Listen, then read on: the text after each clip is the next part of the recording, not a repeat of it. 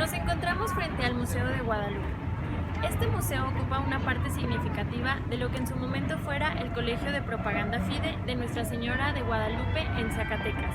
Este colegio fue fundado el 12 de enero de 1707 por Fray Antonio Margil de Jesús y fue el tercero de su tipo en toda América. Su acervo se compone por pintura, escultura, arte plumaria, libros, entre otros materiales que van desde el siglo XVI hasta el siglo XIX. A continuación vamos a platicar un poco con el curador de arte de este museo, el historiador Evaristo Robles, que nos va a platicar acerca del funcionamiento, la organización y cómo se desenvuelve todo dentro del museo. Bueno, empezando, quisiera preguntarte si aquí en el Museo de Guadalupe, Zacatecas, se cuentan con los manuales para los montajes de las colecciones. Claro. El museo está adscrito a la Coordinación Nacional de Museos y Exposiciones del Instituto Nacional de Antropología e Historia. Entonces, lo que dicta la normativa vigente es que todos los guiones que se crean, el guión museológico, se escala a esta coordinación. Ahí se revisa, se evalúa y se asignan los montos presupuestales para diseño, producción, montaje y le llamamos nosotros la adecuación de la obra. Es decir, si tenemos una pieza que está deteriorada o posee algún inconveniente en ella, pues se asigna un restaurador y se hace todo un dictamen para saber, por ejemplo, si es papel, con cuánta intensidad luminosa tiene que ser exhibida, si es en vitrina, estas especificaciones. Y bueno, pasando al tema de las problemáticas, aquí en el museo, ¿qué problemáticas más latentes o cuáles problemáticas son las que se presentan y qué acciones se emprenden para resolver dichas problemáticas? Bueno, el museo, te voy a hablar un poquito de su historia, tiene 102 años de vida como tal. Entonces, este espacio, su colección refiere al Zacatecas del siglo XVIII, los grandes pintores como Juan Correa, Miguel Cabrera, Andrés López, José de Alcíbar, etc. Cuando se crea este museo, el inmueble se adapta, era un asilo para huérfanos, era el Museo de Guadalupe y una parte la ocupaban los religiosos todavía como convento. Entonces, pues ya el edificio tenía una historia y el acervo otra. En 2002 se empleó el Plan Integral para la Restauración del Museo de Guadalupe. Este plan te ordena todo, desde la arquitectura,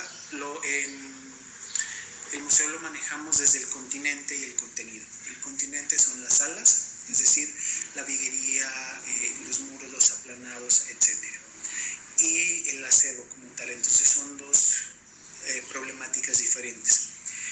Y desde entonces hasta la fecha se atienden estas problemáticas que son puertas y ventanas, azoteas, en cuanto al continente. En cuanto a la sala, pues hemos tenido diversas etapas: claustro de San Francisco, escalera regia, ahorita estamos en biblioteca, el coro, tribunas. El museo tiene 27 salas, son 10.000 metros cuadrados en 2 plantas, entonces pues sí es difícil atenderlo porque nuestro presupuesto depende de los planes y programas que subimos al sistema y se le asignan recursos. Ok. Y bueno, creo que ya lo abordaste un poquito justamente, pero si pudiéramos aterrizarlo, diríamos que la colección se adaptó al espacio o el espacio se adaptó a la colección. Ambas. El museo como tal, por ejemplo, la escalera regia, los lienzos no se pueden mover, están empotrados de tal manera que no salen. El claustro de San Francisco así estaba. Entonces la única redistribución que se ha hecho museológicamente son la adecuación de salas, por ejemplo, unas Gracias y Virtudes, una mirada al barroco, Antonio de Torres, Miguel Cabrera, que son series completas. Por ejemplo, de la Miguel Cabrera es La vida de la Virgen María. Entonces lo que se hizo fue acondicionar un espacio para que uno estuviera una pieza aquí, otra abajo, una arriba. Eso es un poquito lo que se ha venido haciendo. Ok. Bueno, ¿tú consideras que los soportes y materiales que se emplean son los necesarios o haría falta algunas modificaciones? La museografía envejece, entonces intentamos siempre estar a la vanguardia, pero son diversos factores, ¿no?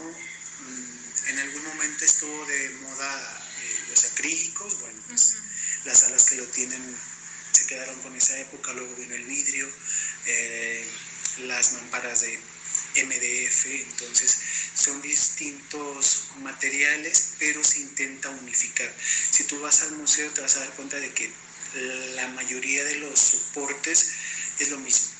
Entonces, para hacer un cambio general de casi 700 piezas que tenemos exhibidas, pues no nos da. Se hace una justificación desde las vanguardias museográficas, los conceptos,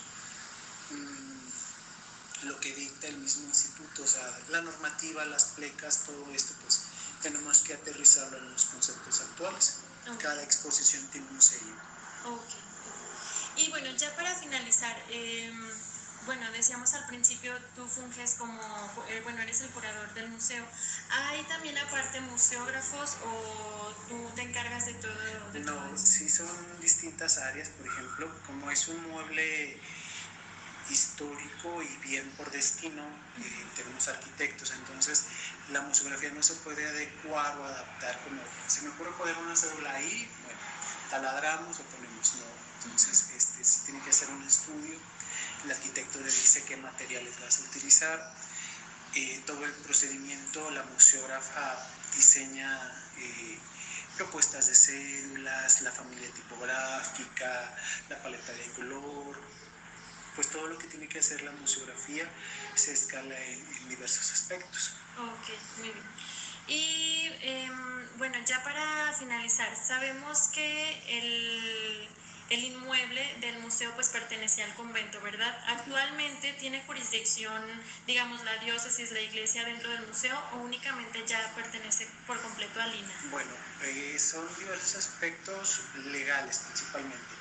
El inmueble no era un convento, era un colegio, que es completamente, o sea, son conceptos distintos porque cuando se unifican las provincias, la familia franciscana en México, ellos pierden el inmueble, el valor del inmueble de igual modo, y lo que hacen en la década de los 40, 50 más o menos, lo recuperan bajo una especie de renta.